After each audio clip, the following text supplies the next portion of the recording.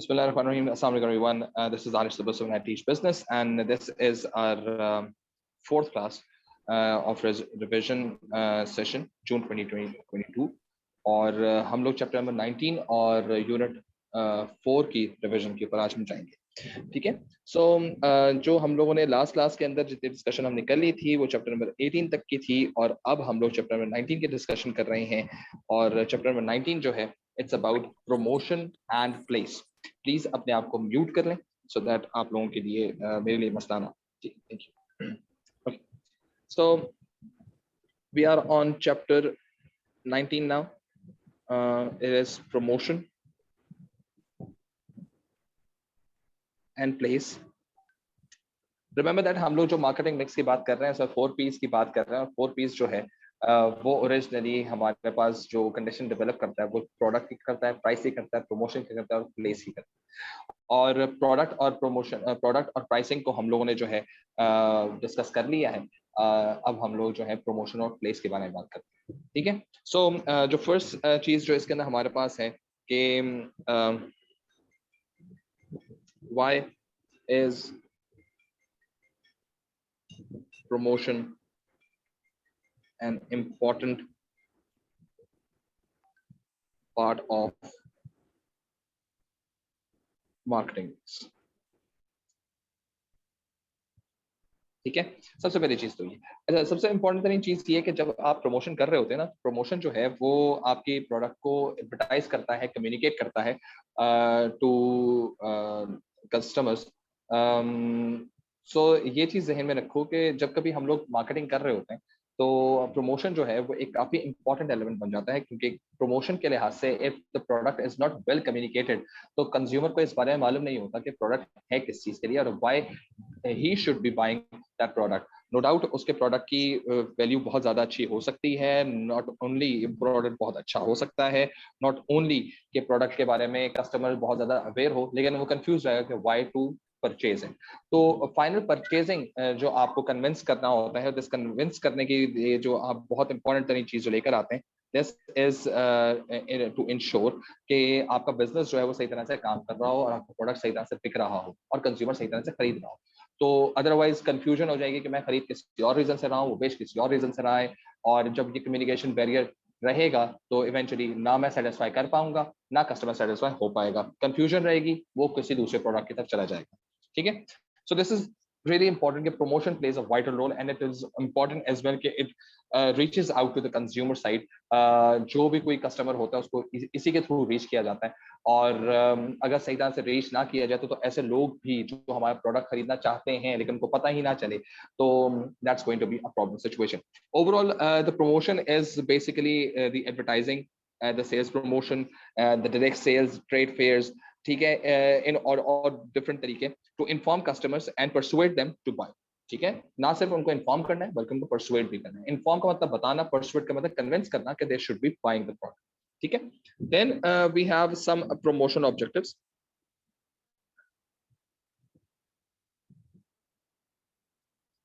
ठीक है जी.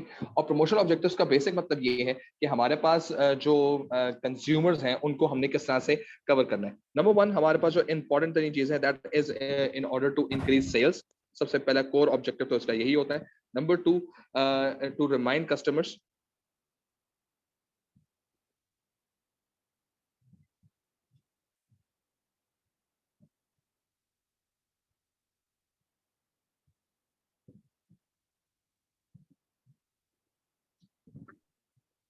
नंबर 3 अगर आपका कस्टमर जो है जो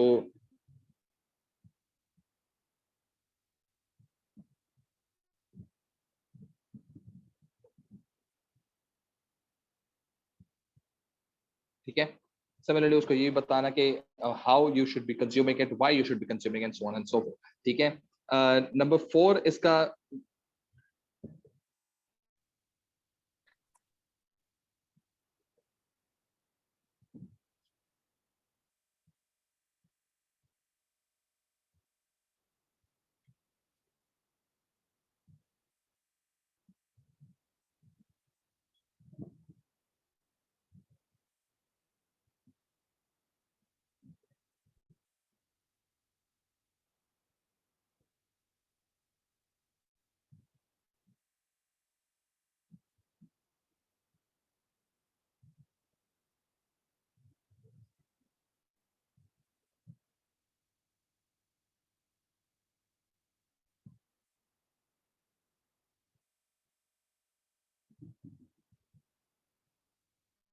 ठीक है। तो ये और भी बहुत सारे ऑब्जेक्टिव्स हो सकते हैं, लेकिन ये 7 कॉमन ऑब्जेक्टिव्स हैं जिनके थ्रू हम लोग कस्टमर्स को इन्फोर्स कर सकते हैं कि हमारा प्रोडक्ट खरीदा जाए। समटाइम्स मिसलीडिंग इन्फॉर्मेशन को भी कवर करना पड़ता है। कुछ ऐसी इन्फॉर्मेशन मार्केट में रूमर्स फैल चुके होते हैं प्रोडक्ट के बारे में, जिससे कंज्यूमर जो है वो शायद आपकी परचेज और रीपरचेज की तरफ थोड़ा सा रिस्ट्रिक्टेड हो जाता है। By the end of the game company को नुकसान होना शुरू होता है। तो उनको एक इस तरह से प्रमोशनल कैंपेन चलानी पड़ती है टू कन्विंस द कस्टमर के whatever the rumours are false and they should be continue to buy it. ठीक है। बिल्कुल इस तरह से जो कंज्यूमर साइड है, कंज्यूमर साइड के साथ साथ जो रिटेलर साइड है, उनको भी प्रमोशन करने के लिए जरूरी होता है, क्योंकि अगर वो स्टॉक रखेंगे नहीं तो स्टॉक उनकी दुकानों में नजर नहीं आएगा और कस्टमर दुकानों तक पहुंचता है। इसलिए अगर कस्टमर को दुकान पर प्रोडक्ट नजर नहीं आएगा तो वो खरीदेगा नहीं। जैसे फॉर एग्जाम्पल आजकल मुझे बहुत दिल चाह रहा है कि मैं लेज बेबी का जो बेसिक फ्लेवर था मैं वो खाने की कोशिश करूं, लेकिन मुझे वो मिल ही नहीं रहा। बिला वजह टेक्सास बारबेक्यू फ्लेवर मिल रहा है या सुपर स्पाइसी मिल रहा है। सो मुझे जब तक वो प्रोडक्ट मिलेगा नहीं मैं कहाँ से खरीदूँ? ठीक है। और मुझे वो सुपर स्पाइसी और टेक्सास बारबेक्यू फ्लेवर मुझे पसंद नहीं। So I am not buying it. ठीक है। तो this is basically what the whole objective of promotion is. Retailer के पास प्रोडक्ट होना लाजमी। ठीक है। अच्छा, उसके बाद हमारे पास जो चीज आती है दैट इज एडवर्टाइजिंग।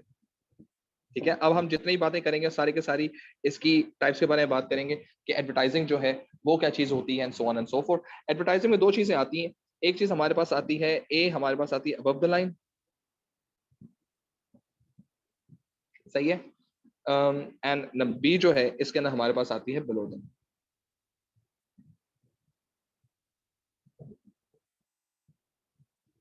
और सेल्स प्रमोशन।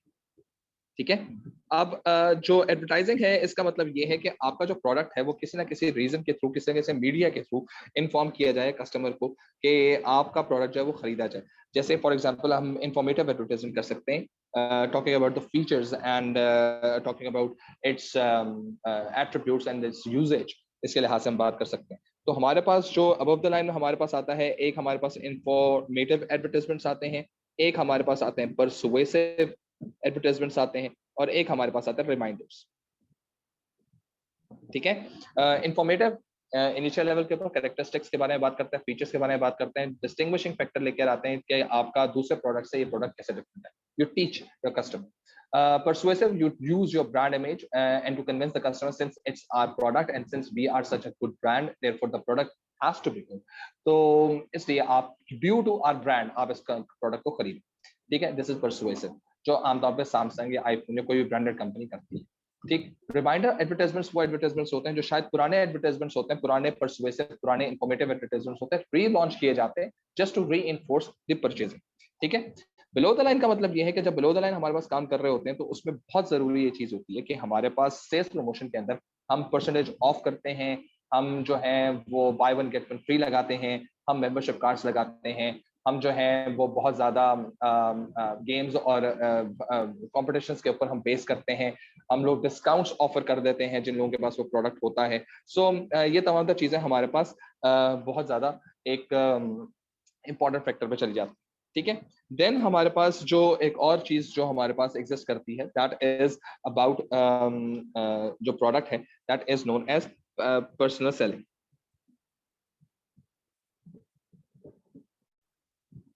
ठीक है।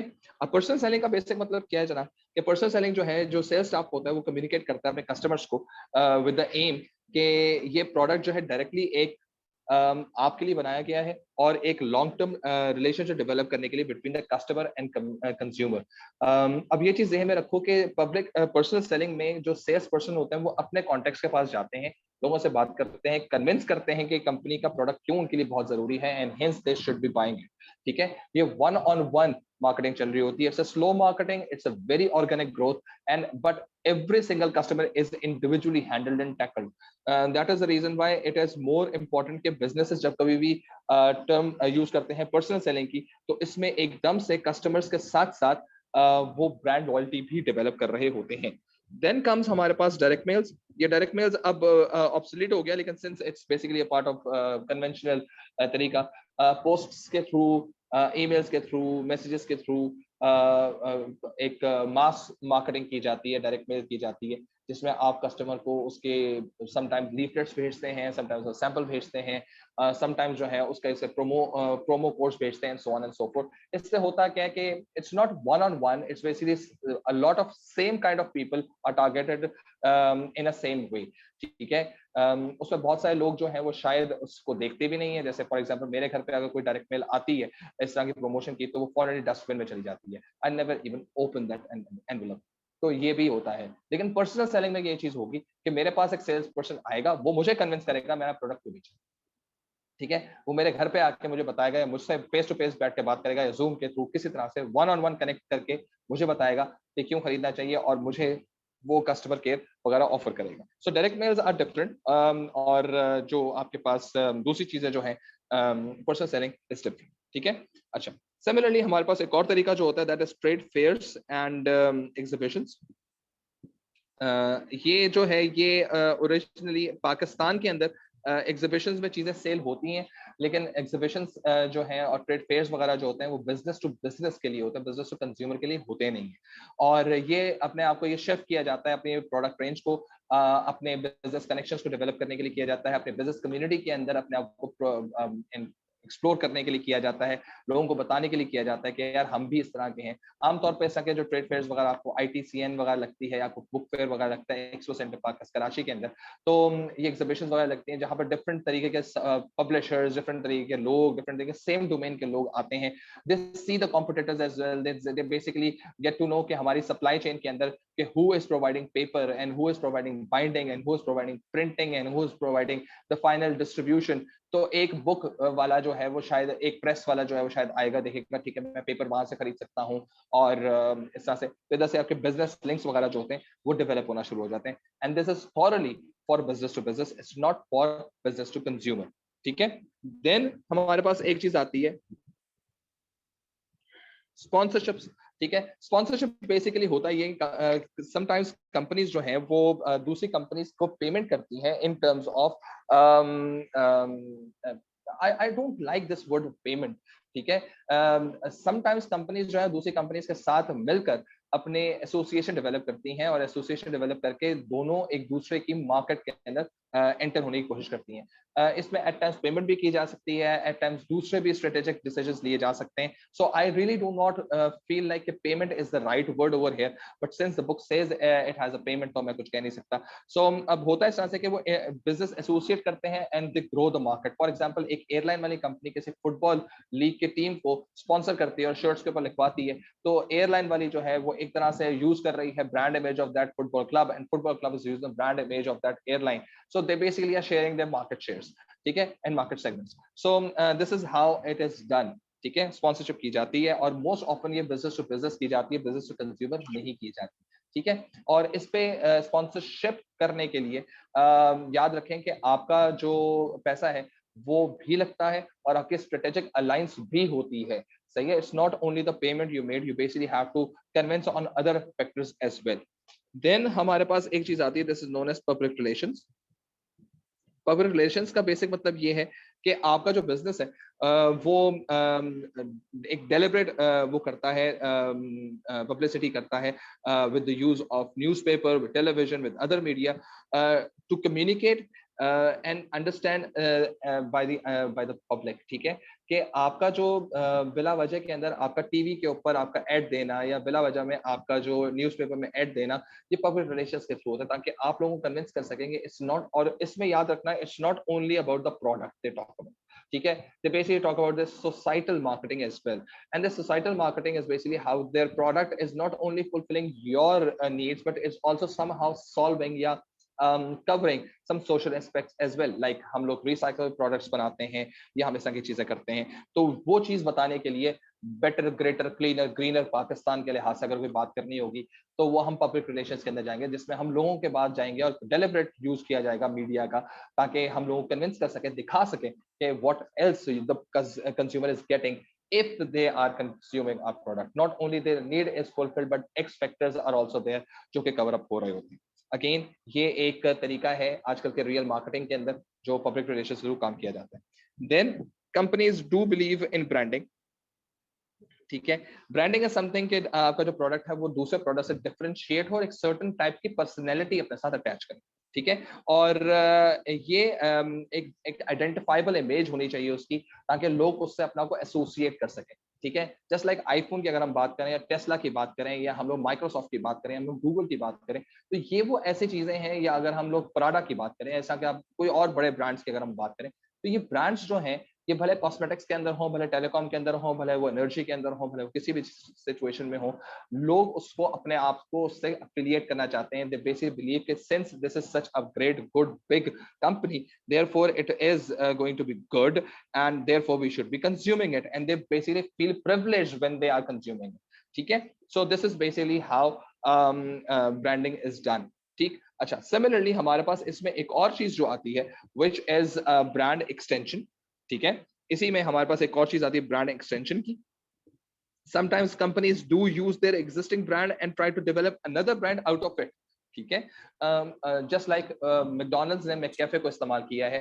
मैकडोनल्ड्स अपने ब्रांड के अंदर मैककैफे स्टार्ट कर रहा है और मैककैफे का अपना एक ब्रांड बना रहा है। तो ये सिंस मैककैफे अपना खुद से एक ब्रांड डेवलप करेगा, therefore with the help of McDonald's, तो कुछ अरसे बाद दे माइट सी कि there are some outlets exclusive for McCafe instead of McDonald's में एक आउटलेट, छोटी सी सब आउटलेट खुली हुई हो मैककैफे की, ये शायद मैककैफे की अपनी आउटलेट्स ओपन हुई भी हो। इसका मतलब ये कि they basically started with the sub branding, यानी ब्रांड एक्सटेंशन के तौर पर इस्तेमाल किया, and then now this extended brand become itself a brand.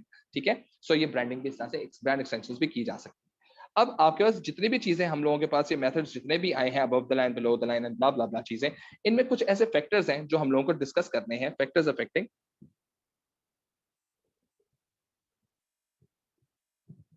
Promotion. ठीक है। और प्रमोशन के अंदर हमारे पास जो सबसे इंपॉर्टेंट तरीन चीज है वो ये है कि कुछ चीजें ऐसी हैं जिनको अगर हम लोग कंसिडर ना करें सही तरीके से, या अगर हम लोगों को इन फैक्टर्स को अगर हम लोग वो वेरीफाई ना कर सकें, तो डेफिनेटली हमारी जो प्रमोशन है, it's not going to work out the way we really wanted to have. ठीक है। और इसी के अंदर हमारे लिए जो मसला आ जाता है वो ये कि कौन सी बेस्ट मेथड है हमारे पास प्रमोशन का। सबसे पहले जो हमारे पास चीज आती है, that is number one, it's the cost of promotion. ठीक है। कि आपके पास पैसे कितने हैं, बजट कितना है, और बजट के लिहाज से आप कितना काम कर सकते हैं। नंबर टू, हम लोगों को ये चीज देखनी पड़ती है कि हमारा जो साइज ऑफ द ऑडियंस है वो क्या है। ठीक है। अगर हमारा ऑडियंस ही बहुत छोटा है, therefore we may not be able to cover it with television, और टेलीविजन से हमारा मास बहुत बड़ा बन जाता है, बहुत ज्यादा लोग बन जाते हैं, लेकिन हमारी टारगेट मार्केट बहुत छोटी सी है, तो may not be able to go for television advertisement. Rather हम वो पॉम्पलेट्स के थ्रू या डायरेक्ट सेल्स या पब्लिक रिलेशंस के थ्रू भी बात कर सकते हैं। ठीक है। Number three, profile of the audience, के आपका जो आपका टारगेट मार्केट है, उसकी टारगेट मार्केट के लिहाज से उनकी प्रोफाइल क्या, वो किस चीज पर ज्यादा आसानी से चीज को डेवलप करते हैं। तो फॉर एग्जांपल, अगर मैं कोई इश्तेहार बिला वजह ट्विटर पे चलाना शुरू कर दूं, इट्स नॉट मास लेवल का जो उसका एक्सपोजर होगा वो नहीं होगा, ये थोड़ा सा इंटेलेक्चुअल बेस का थोड़ा सा जरूर हो सकता है। सही है। फेसबुक हर दूसरे बंदे के पास है। ठीक है। अगर मुझे इंतहाई कोई लो लेवल किस्म की कोई हरकत करनी है, किसी भी इश्तेहार चलाना है, तो मैं शायद टिकटॉक को भी इस्तेमाल कर सकता हूँ। ठीक है। मेरा पर्सनल ओपिनियन है, इसलिए इसको ज्यादा सीरियस लेने की जरूरत नहीं। हो सकता है आप में से कुछ लोग जो देख रहे हो टिकटॉक के डाई हार्ट लवर्स हो, लेकिन I really hate that application. ठीक है। सो मैसेज टू बी कम्युनिकेटेड, ये चीज ध्यान में रखें कि आपका मैसेज किस तरह से कम्युनिकेट करना है, किस तरह से ज्यादा अच्छे तरीके से कम्युनिकेट हो सकता है। उसको विजुअल्स की जरूरत है, उसको कलर्स की जरूरत है, उसको साउंड की जरूरत है, उसको मोशन की जरूरत है। सो देयर आर चांसेस कि हम सिर्फ कुछ कपड़ों के इश्तेहार को बिल बोर्ड्स पे ही देखते हैं, क्योंकि उसके कपड़े का हिलने से कुछ होगा नहीं। सही है। उसको विजुअली अट्रैक्टिव होना चाहिए, तो एक बहुत बड़ा बिल बोर्ड भी काम कर सकता है। ठीक है। लेकिन अगर हमने सिर्फ यही इत्तला देनी है कि आज के इलेक्ट्रिक वालों ने बताना ये है कि आपके घर में सुबह 6 बजे से लेकर रात 8 बजे तक लाइट नहीं आएगी, तो it a message can work out. ठीक है। सो उसको कोई विजुअल मीडिया दिखाने की जरूरत नहीं। ठीक है। Then you really have to think about कि आपका जो ओवरऑल जो प्रोडक्ट है उसका other aspects of marketing mix.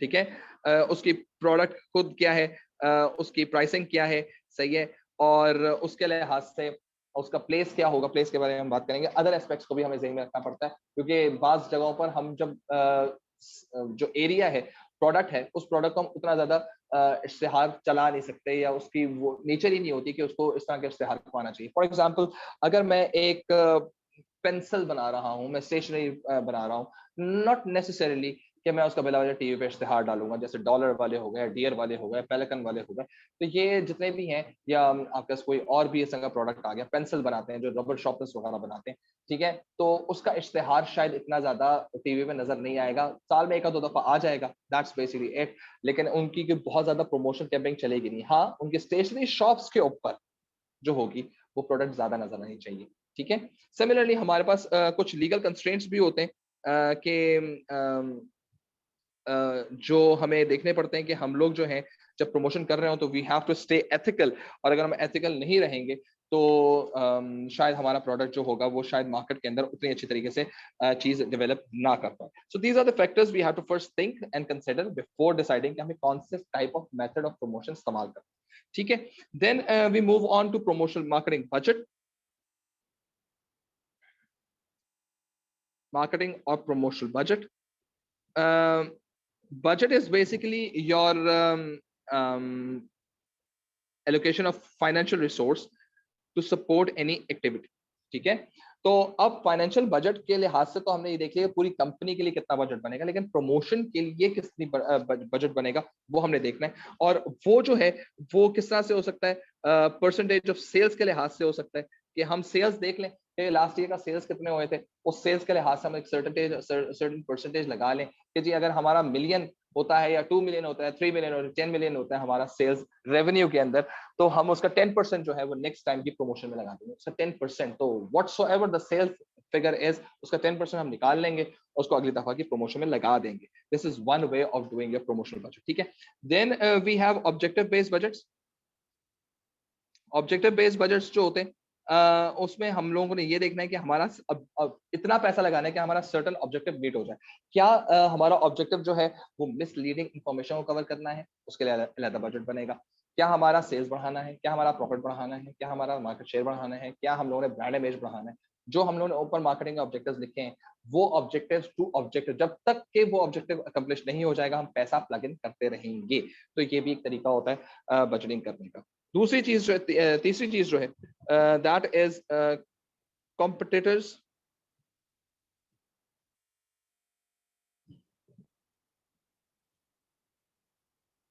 ठीक है, कंपटीशन बेस्ड बजट या कॉम्पिटिटर्स बेस्ड बजट, इसमें जो हमारे पास जो कंडीशंस आती हैं वो ये है कि हम लोग अपने कॉम्पिटिटर का देखते हैं कि वो कितने पैसे लगा रहे हैं, वो जितने पैसे लगाता है हम उतने ही पैसे लगा रहे हैं, रिगार्डलेस वो सही लगा रहे हैं गलत लगा रहे हैं, बस हम उसको फॉलो करते रहते हैं। दे लीड, वी लैग, ठीक है, वी फॉलो। तो बस इस तरह से, यानी कि मी टू वाली कहानी है। अगर टीवी पे इश्तिहार आ गया तो आपने भी टीवी पे इश्तिहार देना है, अगर उन्होंने रेडियो पे इश्तिहार चला दिया तो आप भी देंगे, अगर वो फेसबुक पे आ गया तो आप भी फेसबुक पे आ जाएंगे। So you just do the same thing जो आप कर रहे होते हैं। देन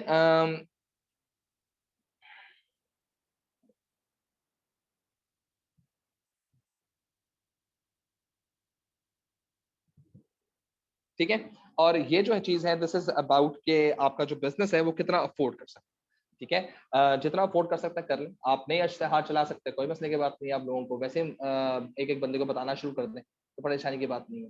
तो आप जो है आप पर्सनल सेलिंग करनी शुरू कर दें। लेकिन पॉइंट इस तरह से है कि जब आप what the business can afford, इसका मतलब ये कि छोटा बिजनेस कम अफोर्ड कर सकता है, इससे कम प्रमोशन करेगा, ज्यादा बड़ा बिजनेस होगा ज्यादा अफोर्ड कर सकता है, इससे ज्यादा प्रमोशन करेगा। तो ये टोटली अप टू यू, ठीक है। एंड लास्ट चीज जो इसके अंदर आती है, this is known as incremental budgeting. Incremental budgeting का मतलब ये होता है कि आपका जो बिजनेस है उसमें ये चीज देखी जाती है कि आपने लास्ट ईयर कितना बजट किया था, जितना लास्ट ईयर बजट किया था उससे थोड़ा सा बढ़ा देते हैं आप, ठीक है, क्योंकि आप ये समझते हैं कि जी ये जो बजट है वो इन्फ्लेशन लगा देते हैं उसके अंदर। तो प्रीवियस साल का जो एक्टिविटी का जो बजट होता है, प्रमोशनल एक्टिविटी का बजट होता है, उसमें सिर्फ हम इन्फ्लेशन को ऐड करते हैं, हमारा नया बजट आ जाता है और हम काम करना शुरू कर देते हैं। ये आमतौर पे इंक्रीमेंटल बजटिंग जो है ये आमतौर पे ऐसे मेच्योर और कंसिस्टेंट और लेस फ्लक्चुएटिंग या इवन सैचुरेटेड मार्केट्स में किया जाता है, जहां पे बहुत ज्यादा डेवलपमेंट्स नहीं हो रही होती, कंज्यूमर की बाइंग पैटर्न्स और बिहेवियर चेंज नहीं हो रहे होते, ठीक है। सो ये चीज ध्यान में रखें कि कंपनीज जो हैं वो डेफिनेटली बहुत ज्यादा जो है वो इस चीज को ज़हन में रखते हैं कि बिजनेस जो बजट लगाते हैं वो सही तरह से लगता है या नहीं लगता। And this basically leads us to the point कि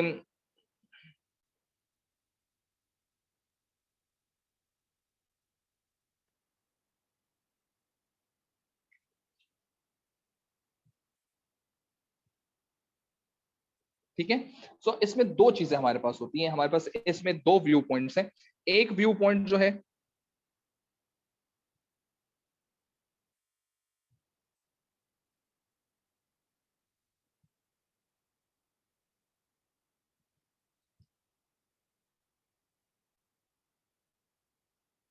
ठीक है, पहला व्यू पॉइंट जो कस्टमर का है वो ये है कि आपका जो बजट उस वक्त तक आपका वेल स्पेंड समझ नहीं आता जब तक कंज्यूमर जो है उसकी नीड और कंज्यूमर इस चीज पर फोकस ना कर ले कि how it this product is different, why I should be buying it. अगर उसको ये पता ही नहीं चल रहा और आपका बजट जो है वो कंज्यूम हो गया तो आपका budget was not well spent. ठीक है, यानी कि आपके पास कुछ करोड़ रुपया है, कुछ लाख रुपया है, आपने एडवर्टाइजमेंट करनी शुरू की, यू हैव इन माइंड कि हमने कस्टमर को बताना है कि why Oppo is different from Vivo mobiles. ठीक है, लेकिन आपका बजट खत्म हो गया लेकिन still the confusion stage there. तो इसका मतलब ये है कि आपने आपका view point from the consumer point of view गलत हो चुका है। ठीक है, बिल्कुल इसी तरह से जब कभी हम बात करते हैं इन टर्म्स ऑफ बिजनेस के लिहाज से, तो बिजनेस जो है वो बहुत ज्यादा चीजें देखता है कि सिर्फ वो कंज्यूमर नहीं देखता, वो सोसाइटी भी, ठीक है, वो राइवल भी देखता है, वो आपके बाकी स्टेक होल्डर्स भी देखते हैं। तो इसका मतलब ये है कि उसको ये देखना है कि यार ये स्टेक होल्डर्स जो हैं क्या इससे रिस्पॉन्ड कर भी रहे हैं या नहीं कर रहे हैं। रिमेंबर दैट अगर आप कोई चीज सक्सेसफुल लेकर आते हैं तो उसका रिस्पॉन्स ऐसा है कि कॉम्पिटिटर की भी स्ट्रेटेजी में चेंजेस नजर आती हैं। So if you are doing some kind of promotion and your competitors are not even thinking to take any impact of it, इसका मतलब ये है कि you're not doing the right thing। सही है। Similarly, society is not catering your value addition, whatever you're trying to do, they are just not even listening to it or they are not even convinced. So definitely आपका जो budget है is not well spent क्योंकि you are not only thinking about the customer now, you're thinking about the other people as well. So ये भी चीज ध्यान में रखो कि consumer का जो awareness data है वो आपके पास आना चाहिए। आपका जो प्रमोशन की सेल्स है before budgeting and after budgeting वो भी पता चलनी चाहिए। इसी तरह से आपको कंज्यूमर के पैनल्स होते हैं, कुछ एक्सपर्ट लोग होते हैं जो लोगों की कंज्यूमर की बाइंग बिहेवियर्स के लिहाज से बताते हैं कि whether they have started buying your product more और लेस। आमतौर पर रिटेलर्स इस तरह की बातें कर रहे होते हैं। तो आप उनसे भी डेटा ले सकते हैं कि यार हमने प्रमोशन चलाई है, बताओ हमारे जो बिस्किट है वो ज्यादा बिक रहा है या नहीं बिक रहा। You just can get this idea as well. ठीक है, और बाज़ औक़ात अब तो खैर टेलीविजन के ऊपर जो है वो बहुत ज्यादा रेटिंग्स वगैरह का भी सिलसिला होता है। तो ये भी चीज ज़हन में रखना कि रेटिंग्स जो है ये भी बहुत ज्यादा मैटर करती हैं कि वेदर आपको अच्छा स्लॉट मिल भी रहा है या नहीं मिल रहा फॉर एडवर्टाइजमेंट। ठीक है, देन हमारे पास जो एक इंपॉर्टेंट चीज है that is promotion and product life cycle.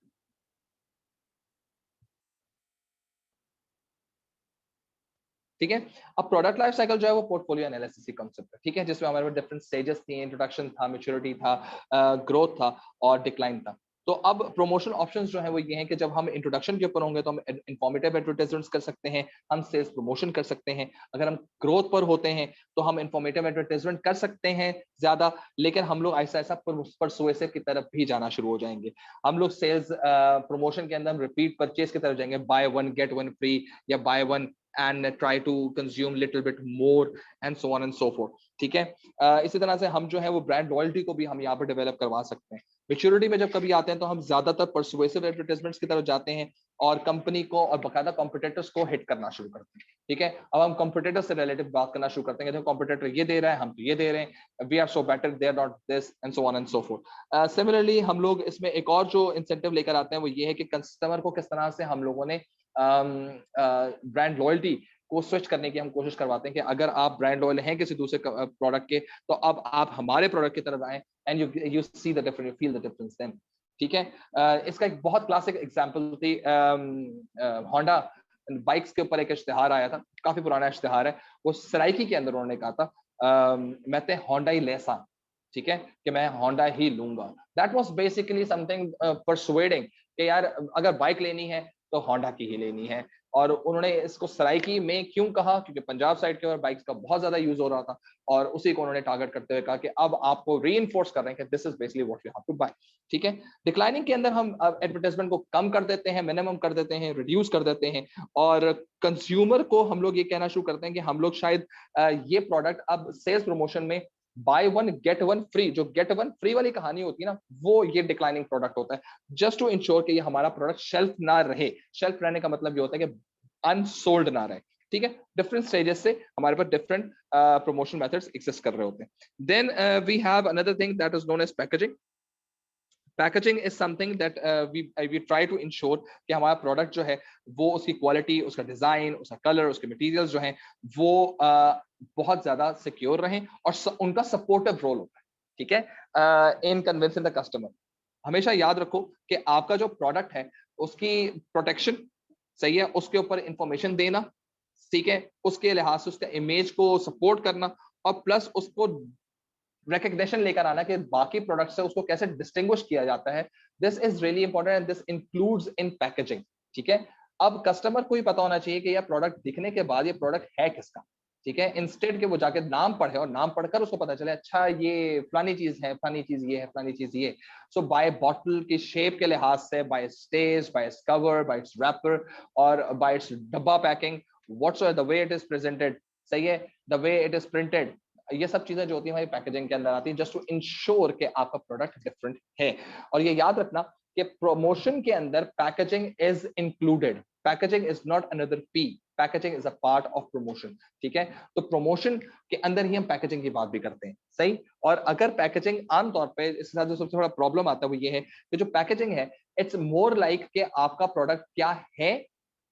ठीक है, और जब वो प्रोडक्ट आप कंज्यूम करते हैं तब आपका भी एग्जैक्ट रिएक्शन होना चाहिए, प्रोडक्ट यही है, सही है। Otherwise what's going to happen कि प्रमोशन के अंदर जो पैकेजिंग है वो आपको बहुत जबरदस्त किस्म का आपको एक डिजाइन दिखाती है।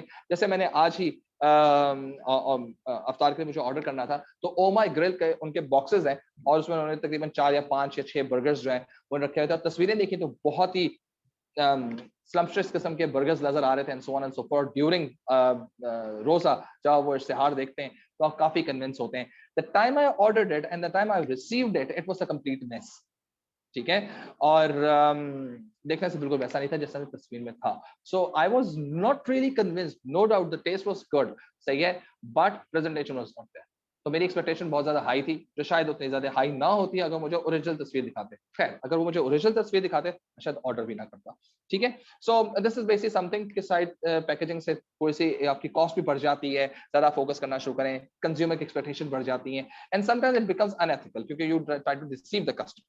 ठीक है, सो एक्सट्रीमली सॉरी,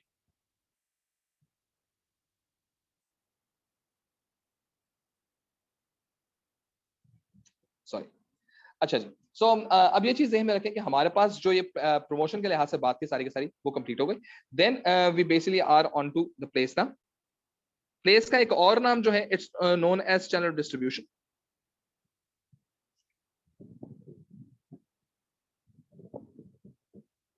ठीक है, और चैनल डिस्ट्रीब्यूशन का मतलब ये कि प्रोडक्ट किस तरह से कंज्यूमर को मिलेगा, कि किस चेन के थ्रू कंज्यूमर को ये मिलेगा। और ये याद रखो कि कंज्यूमर के लिए ईज डेवलप करना हमारा काम।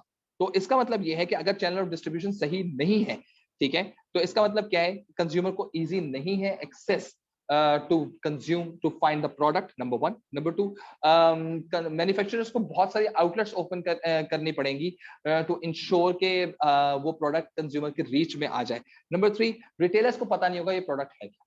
तो इसका मतलब ये कि अगर आपका जब चैनल डिस्ट्रीब्यूशन सही तरीके से वेल सेट नहीं होता, तो रिटेलर को भी नहीं पता होता क्या प्रोडक्ट रखना चाहिए, मैन्युफैक्चरर को भी पता नहीं होता कि कहाँ दुकान खोलनी चाहिए, और जाहिर से कंज्यूमर को बेचारे को पता नहीं होता कि मैं प्रोडक्ट खरीदना कहाँ से। No doubt your promotion is very good, no doubt your product is literally super, लेकिन when it is not available, so nobody is going to buy it. ठीक है, तो ये चीज ध्यान में रखो कि आपका जो प्रोडक्ट है उस प्रोडक्ट के लिहाज से आपकी place plays a vital role. ठीक है, this is where the consumer buys and finally puts the final nail in the coffin कि आपकी डील डन हो चुकी है।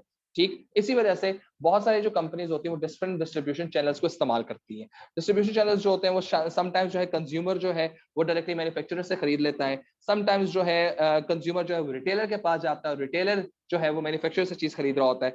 समटाइम्स आप रिटेलर से जाके लेकर आते हैं, रिटेलर जो है वो होलसेलर से लेता है और होलसेलर जो है वो मैन्युफैक्चरर से चीज ले रहा होता है। ठीक है, तो ये याद रखो कि जितने भी आपके मैन्युफैक्चरर और जितना भी आपके कंज्यूमर के दरमियान जितने भी लोग होंगे उनको इंटरमीडियरीज कहते हैं, मिडलमैन कहते हैं, एजेंट्स कहते हैं।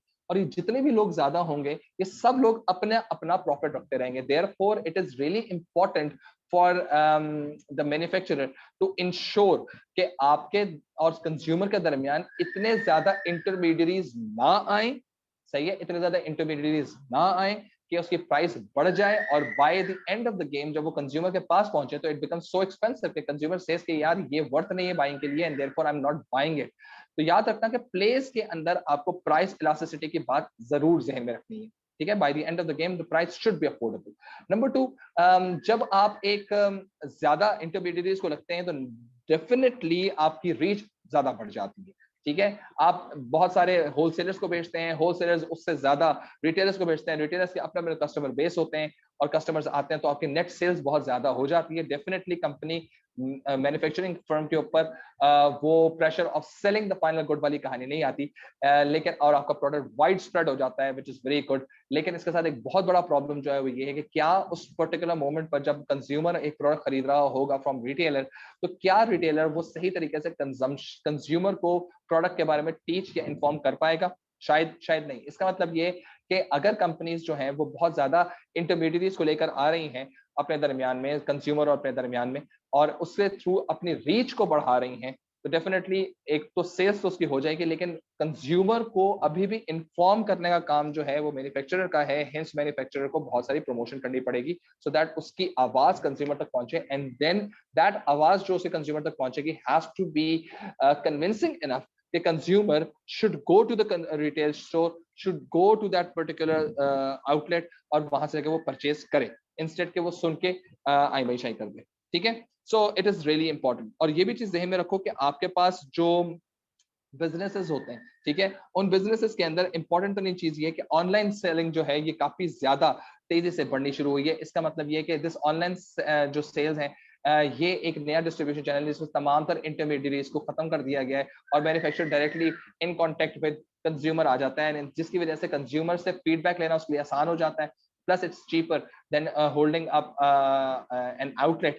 ठीक है, तो इसकी कैपिटल कॉस्ट भी ज्यादा नहीं है, इसकी मेंटेनेंस कॉस्ट भी ज्यादा नहीं है, it's more cost effective, it has more reach, so yeah, it is more connectivity, it has more connectivity, and it is more flexible. So that is the reason why companies go online as soon as they start thinking that they have to further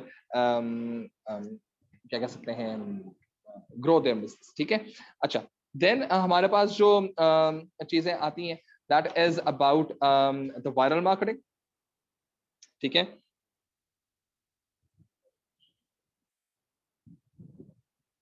viral marketing is basically social media के through, sites के through आप trends या messages वगैरह जो चलाते हैं, ठीक है, जिससे आप अवेयरनेस डेवलप करते हैं सेल्स की, प्रोडक्ट को बढ़ाने की। ठीक है, अब ये वायरल करने का मतलब ये है कि आपने उसको एक बज बनाना है और बज बनाने से फायदा ये कि पीपल स्टार्ट यूजिंग दैट बज, जैसे हैशटैग्स वगैरह इस्तेमाल होते हैं, so on and so fourth. Twitter पे आजकल आप लोग देख रहे होंगे। तो इस तरह से जितने भी आपके बजवर्ड्स जो डेवलप किए जाते हैं, कोई आपकी ऐसी टैगलाइन डेवलप की जाती है, कोई ऐसा आपके कंट्रोवर्शियल चीज डेवलप की जाती है जो लोग शेयर करते हैं उससे एट टाइम्स एंटरटेन भी होते हैं, एट टाइम्स कंफ्यूज भी होते हैं, एट टाइम्स उससे इरिटेट भी होते हैं, but it keeps on flowing and that basically how you become popular. ठीक है, कंट्रोवर्सी क्रिएट कैश। ठीक, तो इस लिहाज से अब ये चीज प्लीज ध्यान में रखना कि इस पर्टिकुलर यूनिट के अंदर जो आपको टेबल जो है वो जो पढ़ने वाला है, दैट इज नॉट बेसिकली कि आपको, ये मुझे इधर ऐसे नहीं लिखना चाहिए, ऐसे लिखना चाहिए। ये जो टेबल आपके पास यहाँ पर है 19.5 का जो टेबल है, सही है, which is the benefit and limitations of internet marketing and e-commerce। सही है, इसको आप लोग थोड़ा सा फोकस करके पढ़ लें क्योंकि ये एक तरह की चीज है जो शायद आपके आंसर को स्ट्रक्चर करने के अंदर बहुत ज्यादा मदद देगी। ठीक है, this basically develops the concept कि हमारा जो ओवरऑल जो प्रोडक्शन मार्केटिंग का जो यूनिट है वो हमारा कंप्लीट हो गया है, and now we are moving into unit number 4, और यूनिट नंबर 4 जो है हमारे पास that is operations management and the nature of operations.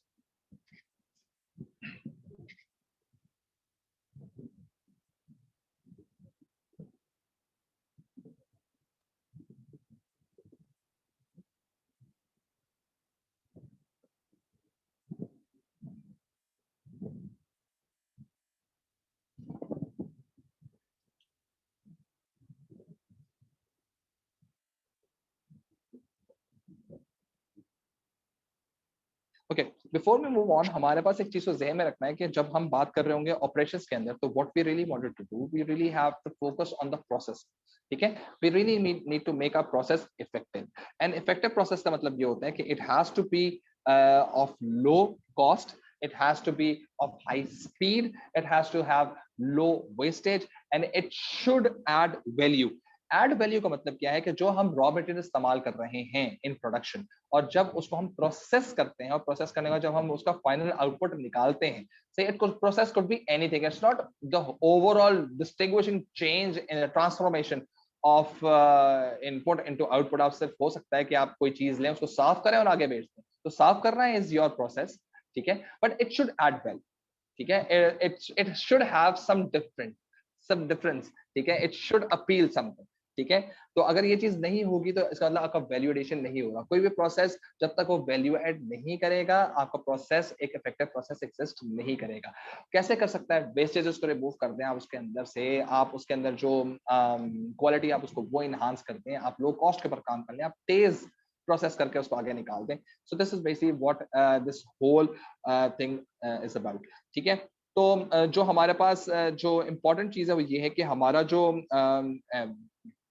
Added value है, वो एडेड वैल्यू किस तरह से आ सकती है कि हमारा जो प्रोडक्ट का डिजाइन है वो स्ट्राइकिंग होना चाहिए, वो ऐसा होना चाहिए जो कंज्यूमर को और जो बायर है उसको लिए डेफिनेटली वो आई कैचिंग होना चाहिए। नंबर 2, आपने जो इनपुट्स इस्तेमाल करने हैं, जो कि लैंड, लेबर, कैपिटल और आपके पास सेमी फिनिश गुड्स होते हैं, उनको आपने एफिशिएंटली इस्तेमाल करना है। मीनिंग आपको उनको एक तो ए स्पीड में इस्तेमाल करना है, बी स्पीड में इस तरह से इस्तेमाल करना है कि आपके बिला वजह में आइडल रिसोर्सेज ना हो, ठीक है, आइडल इनपुट्स ना हो, पढ़े हुए बहुत अरसे से पढ़े हुए नहीं, उस वक्त ले आओ जब जरूरत, ठीक है, तो कम से कम उसकी वेटिंग होनी चाहिए। नंबर 3, आपके पास जो एफिशिएंट है उसके अंदर ये है कि किसी तरह की वेस्टेज वगैरह नहीं होनी चाहिए। And then the fourth most important element is this कि जो आपकी वैल्यू एडिशन है उसको ये दिखाओ कि जो फाइनल प्रोडक्ट है it should be convincing in, आपके customer should be able to pay more for it, ठीक है। वो अगर ज्यादा पे करने के लिए तैयार नहीं है तो इसका मतलब वो वैल्यू ऐड नहीं कर रहा। मैं I always set this example कि अगर आप लोगों को आईफोन का मोबाइल फोन मिले, i14 या i13 जो भी कोई मिलता है, लेकिन उसमें आईफोन का लोगो नहीं बना हुआ, ठीक है, बस उसमें हर वो है वो आईफोन, लेकिन बस उसमें आईफोन का लोगो नहीं बना हुआ, nobody is going to take it as a genuine product। वो सब उसको काउंटरफीट समझेंगे। सिर्फ आईफोन का लोगो नहीं लगाना, इसका मतलब आईफोन का लोगो लगना इज एडेड वैल्यू, ठीक है। अब हमारे पास जो चीज इसके अंदर आती है दैट इज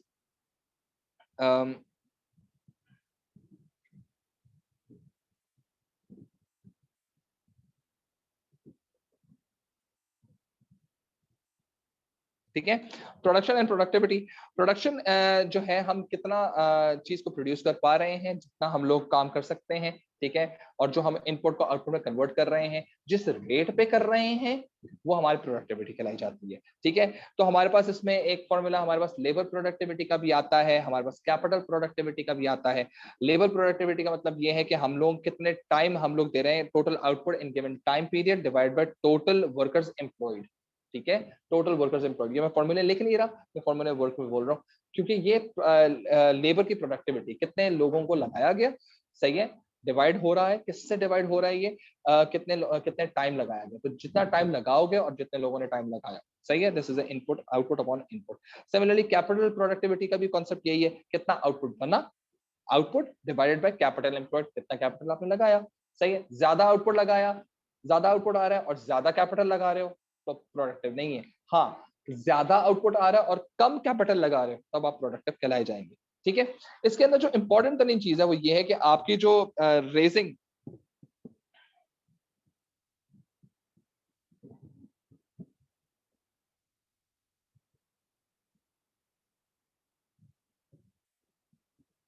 ठीक है, रेजिंग प्रोडक्टिविटी लेवल्स नंबर 1 आपके पास सबसे पहले कैसे हम लोग कर सकते हैं, इंप्रूविंग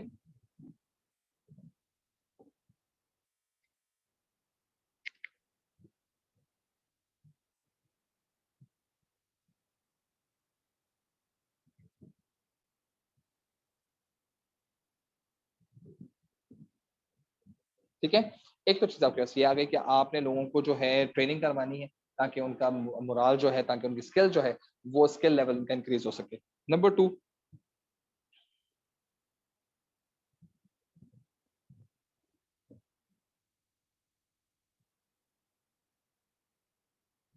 ठीक है, एम्प्लॉय की आप मोटिवेशन को बढ़ाइए। मोटिवेशन को बढ़ाएंगे तो डेफिनेटली जो आपका जो प्रोडक्टिविटी लेवल है वो बढ़ेगा, क्योंकि एम्प्लॉय जब खुश होगा तो ज्यादा अच्छा काम करेगा, वेस्टेजेस नहीं करेगा। ठीक है। नंबर 3,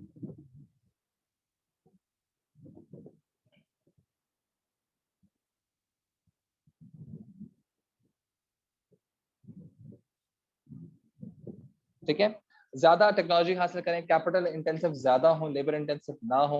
लेबर इंटेंसिव का मतलब ये है कि आपका जो आउटपुट है that is dependent over the skill of labour, और कैपिटल इंटेंसिव जो है the output and the process depending on the quality of the machinery. ठीक है, तो ये चीज भी आपको जहन में रखनी चाहिए। नंबर 4 चीज जो है दैट इज के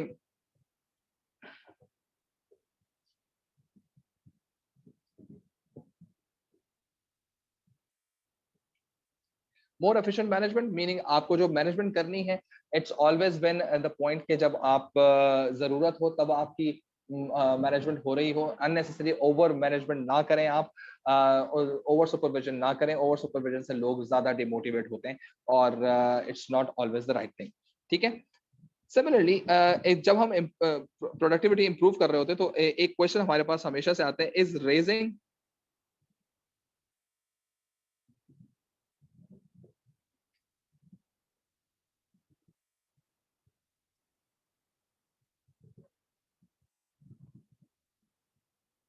ठीक है, क्या प्रोडक्टिविटी रेज करना इज ऑलवेज द प्रॉब्लम? या definitely sometime it is not, क्योंकि इंक्रीज प्रोडक्टिविटी से हम ये गारंटी नहीं कर सकते कि हमारा बिजनेस सक्सेसफुल हो सकता है, क्योंकि अगर हम किसी ऐसे प्रोडक्ट को पे प्रोडक्टिविटी बढ़ा रहे हैं that is unpopular in consumer, तो प्रोडक्टिविटी जितनी बढ़ा लो, कंज्यूमर में प्रोडक्ट पॉपुलर नहीं है और प्रोडक्ट नहीं बिकेगा। आपकी प्रोडक्टिविटी बढ़ाने से अनपॉपुलर प्रोडक्ट पॉपुलर नहीं हो सकता। तो पहला पॉइंट तो यही है।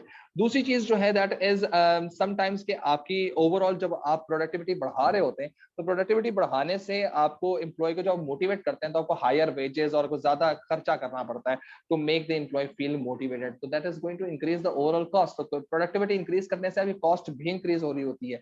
So again the margin narrows down, क्योंकि हम लोग जब ज्यादा कॉस्ट पे काम कर रहे होते हैं तो वही प्रोडक्ट जो पहले 10 रुपए का बन रहा था and just to increase the productivity we put more 2 rupees in, तो अब cost of production becomes 12 rupees.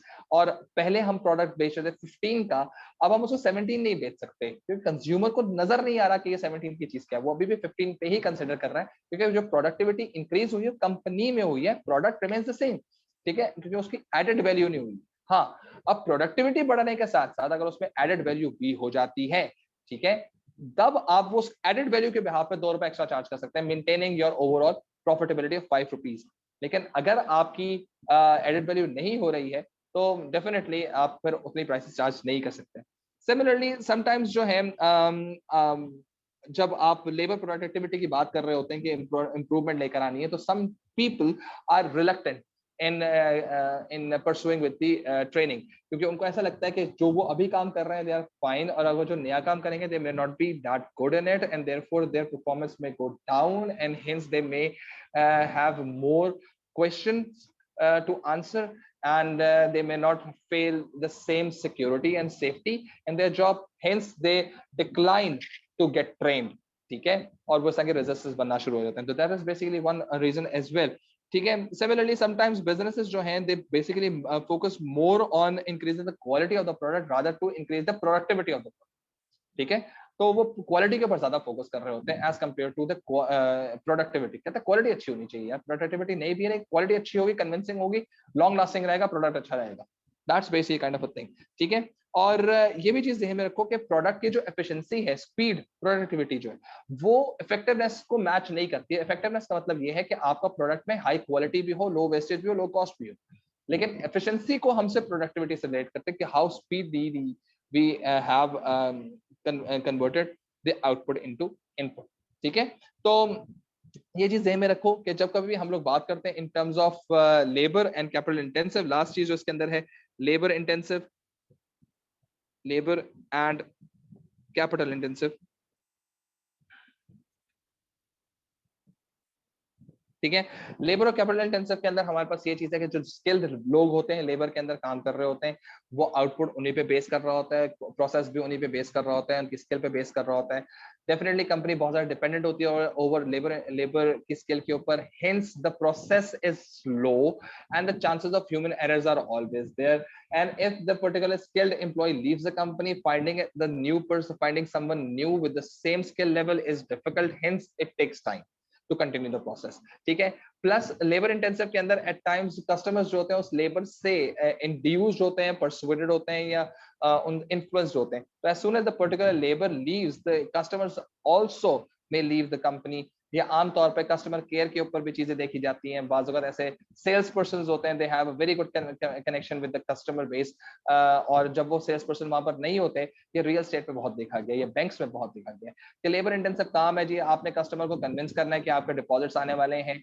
मैं वहां पर जाता हूं, मुझे वहां के सेल्स मैनेजर से मेरी बातचीत अच्छी हो जाती है। I convince my 10 other friends as well to deposit the cash in that particular bank. थोड़े अरसे के बाद द पर्टिकुलर पर्सन सेज कि सर मैं जो हूं इस बैंक से जा रहा हूं, मैं दूसरे बैंक बी में जा रहा हूं, why don't you just bring your cash over there. मैं वहां चला जाऊंगा, सिंपल सी बात है, ठीक है। तो ये बहुत बड़े एक फैक्टर्स होते हैं लेबर इंटेंसिव के, और यही चीज कंपनी को थोड़ा सा प्रॉब्लम है। इसी वजह से कंपनीज जो है अपने को ग्रो करने के लिए, स्पीड लेने के लिए, आउटपुट को ज्यादा बढ़ाने के लिए, क्वालिटी को मेंटेन करने के लिए, कस्टमर की in connection with the labour कम करने के लिए वो कैपिटल इंटेंसिव की तरफ जाते हैं। और अब ऐसा कि ऑटो बॉट्स वगैरह बना दिए जाते हैं जो आपके कस्टमर केयर को देख रहे होते हैं। When you question them, they give you generalised answers and people start thinking कि यार they have been connected with their customer sales representative. Originally वहां पर लेबर इंटेंसिव काम नहीं है, रोबोट्स काम कर रहे हैं। Again that kind of N automated system is capital intensive, और इससे आपकी स्पीड, आपकी क्वालिटी, आपका जो मेंटेनेंस है वो बेहतर हो जाती है, और आप ज्यादा अच्छे तरीके से काम करते हैं, ठीक है। तो this is basically what we have in this particular element. अच्छा जी, so this is it for today. we have just done 2 chapters, क्योंकि चैप्टर नंबर 23 और 24 जो है, 23 बहुत बड़ा चैप्टर है, और which includes the CAD CAM, location, economies of scale, और फिर उसके अंदर हमारे पास फिर नेक्स्ट स्टॉक मैनेजमेंट वगैरह आता है।